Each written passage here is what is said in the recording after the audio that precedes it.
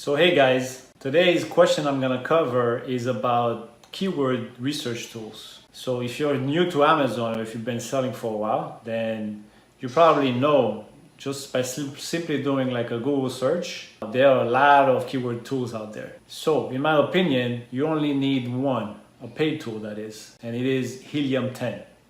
Now, the way you would use that is use Cerebro for reverse ASIN. And if you're brand registered, if you're lucky enough to get brand registry, then you would use brand analytics. And the third thing you would use is the Amazon search bar. So in my opinion, those are the three things that you need for keyword research, nothing else, and don't overcomplicate things. So this is it. As always, if you have a question, a comment, leave them below and I'll get back to you as soon as I can, okay? Talk to you later.